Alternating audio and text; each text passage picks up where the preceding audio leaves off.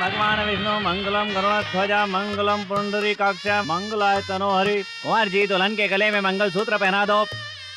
चलो अक्षत की थाली लेकर आओ। जो वादा किया था वो मिल गया? मिल जाएगा बेटा, पहले तू मंगलसूत्र बांध। शादी से पहले उनका वादा था, अब शादी भी हो गई, अभी तक नहीं दिया। मैं मंगलसूत्र नहीं बांधूंगा।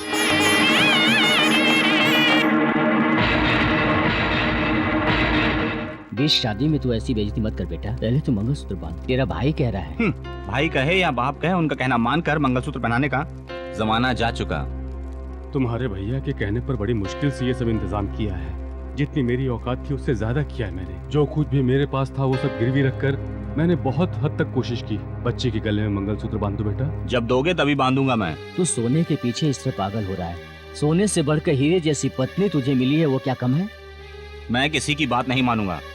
वादा पूरा नहीं हुआ तो। छोटे, मैं तेरा बड़ा भाई हूँ बेटा। जब देखो भाई भाई की रट लगाते रहते हो। भाई कोई भगवान है क्या? जो तुम खाते हो वो मैं खाता हूँ, इसलिए जैसा तुम कहोगे तो मैं बंदर की तरह नाचने लग जाऊँ क्या? मैं नहीं बांधूंगा मंगलसूत्र। ये शादी कैंसल।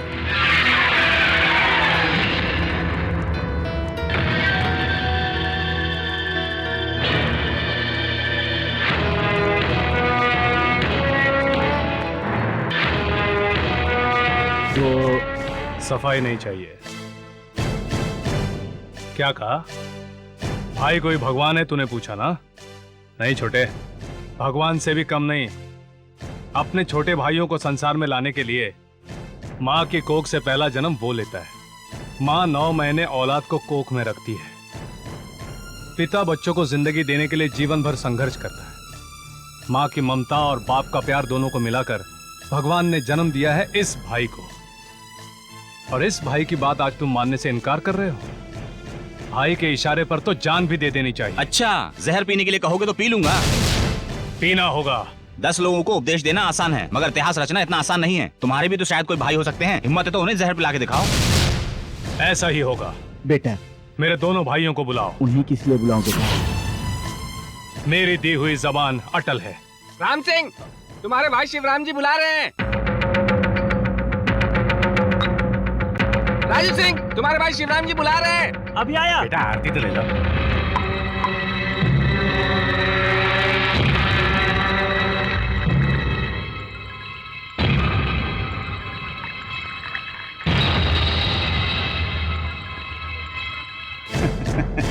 भैया आपने हमें बुलाया? रुक जा बेटा, उस गधे की बात सुनकर आप समझदार लोग आपस में ऐसा मत करो। आप लोगों के बारे में उसे पता नहीं। एक बार फिर से सोच लीजिए। सोच के ही मैं कर रहा हूँ। एक भाई का फर्ज। उस दूध में जहर मिला है, जाओ पी लो।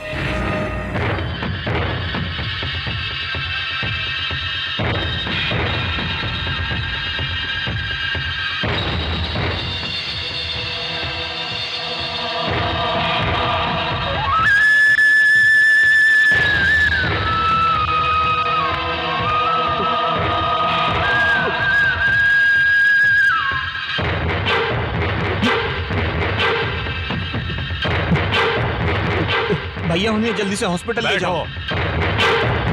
इस वक्त तुम्हारी जिम्मेदारी उस भाई के सामने नहीं, अग्नि के सामने है। मंगलसूत्र बांधो। शिवराम जी, बच्चों को तुरंत अस्पताल ले जाइए।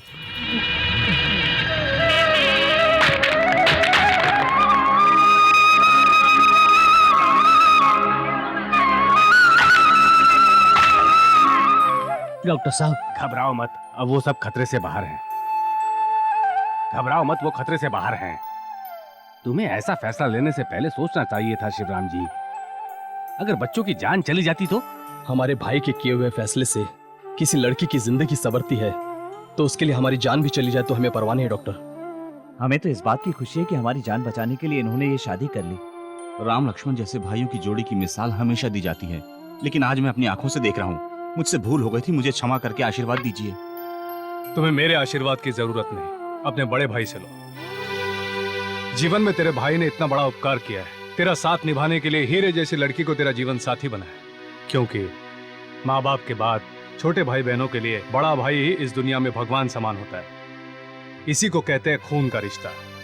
उनके साथ अगर हम बदतमीजी करेंगे तो भगवान के साथ बदतमीजी करेंगे। इसीलिए इस संसार में खून के रिश्ते से बढ़कर कोई और रिश्ता नहीं होता। भाइयों के बीच अगर एकता हो तो परिवार सुखी रहता है। परिवार सुखी तो गांव सुखी, और गांव सुखी तो पूरा संसार सुखी। शिवराम सिंह की, शिवराम सिंह की, शिवराम सिंह की, शिवराम सिंह की, शिवराम सिंह की, शिवराम सिंह की, शिवराम सिंह की, शिवराम सिंह की, शिवराम सिंह की। जल्दी सिगरेट जला यार। ला ला ला ला ला गुड मॉर्निंग। क्या हुआ तुम लोग आजकल क्लासरूम में बहुत कम नजर आते हो? परीक्षा के लिए पढ़ाई कर रहे हैं सर। ओहो, परीक्षा की तैयारी कर रहे हो? नहीं सर, आज से करने वाले हैं। थोड़ी देर पहले तो यही बोल रहा था। सर आपका रिस्पेक्ट भी तो करना है अरे ना। तुम लोग आवारागर्दी करते रहते हो और मुझसे झूठ बोलकर मेरा भी टाइम वेस्ट करते हो। दूं क्या? जा क्लास में। नॉनसेंस, टाइम पास करते रहते हैं। हाँ, मैं इधर क्यों जा रहा हूँ? क्लासरूम में जाना था ना। छे। अरे अरे उधर देख, क्या आइटम है यार।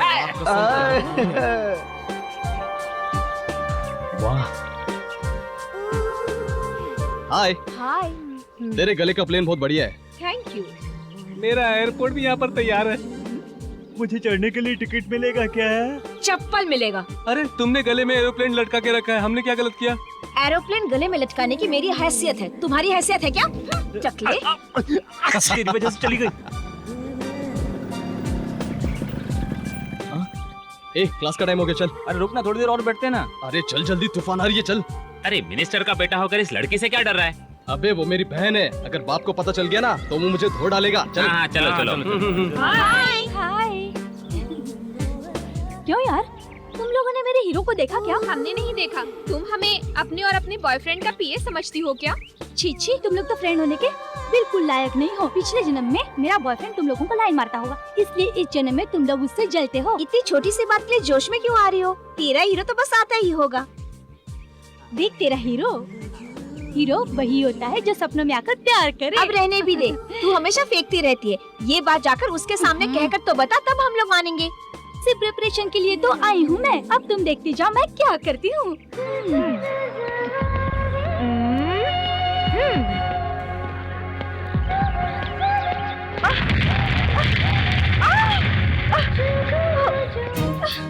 तू क्या समझती है धक्का मारने से तुम्हें प्यार करने लगूंगा? प्यार तो हो ही जाएगा, मुझसे शादी कर लो ना। नो वे। एटलीस्ट मुझ पर तरस खाओ कर ही सही। ए, तू होश में तो है ना? और तुम क्या बेहोश हो?